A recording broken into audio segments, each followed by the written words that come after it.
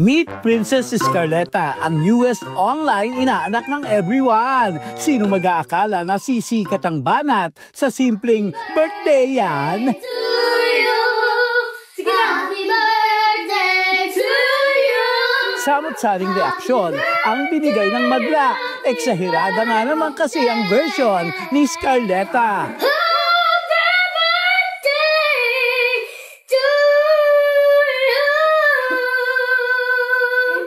Bukod sa kanyang birthday and viral video, panalo rin ang kanyang virtual caroling. Sample nga dyan, baby girl! Have yourself a merry little Christmas. Let your heart be light. From now on, your troubles will be out of sight. Yeah. Wow, panalo! Scarletta, bata mo ko! Simula noong siya'y maliit ay umaawit na si Scarletta. Gamit ang kanyang pandinig, ang hilig niya ay kumabisa ng piyesa.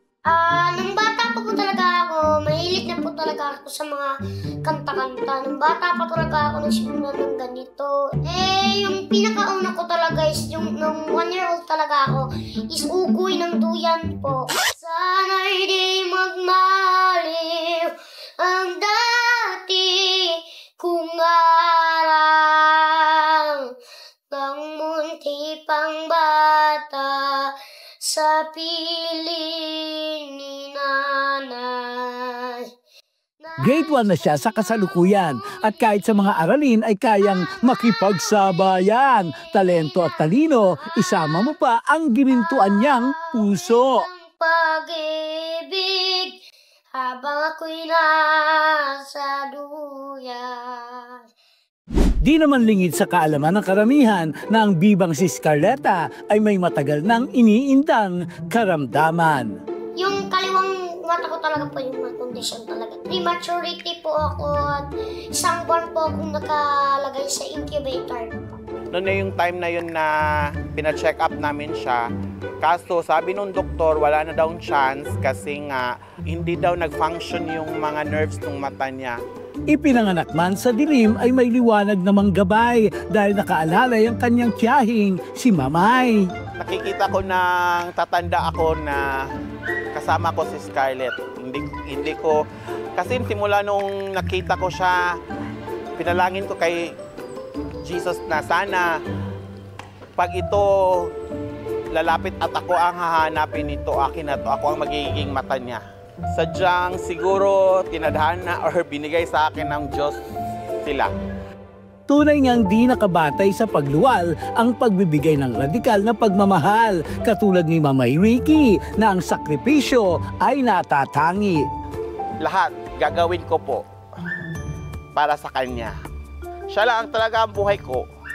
Ngayon ay patuloy niyang pinag-iipunan ang operasyong kailangan ni Scarletta. Mahirap man makalikom ng sapat na pera ay di pa rin nauubos ang kanyang kumpiyansa. Ngayong malapit na ang Kapaskuhan ay may mumunting hiling si Scarletta. Sana po successful din po ang operation ko pa sa mata ngayong January. Hindi po, parang kagat lang ata yun ang langgam daw. Scarletta, pasasaan pa't maririnig ng buong mundo ang iyong himig. Inspirasyon ka sa lahat, sa di nauupos mong pag-asa at pusong puno ng pag-ibig. Manalig lang po talaga tayong lahat sa Panginoon dahil siya po ang mahigit na makapangyarihan dito sa mundong ibabaw. Manalig po tayo sa Panginoon at laging malaging magdadasal. Sa musmos na edad ay pagtanggap, pasasalamat at walang hanggang pananampalataya ang iyong pinapairal at matutupad din ang iyong mga pangarap at hiling sa may kapal. And hide yourself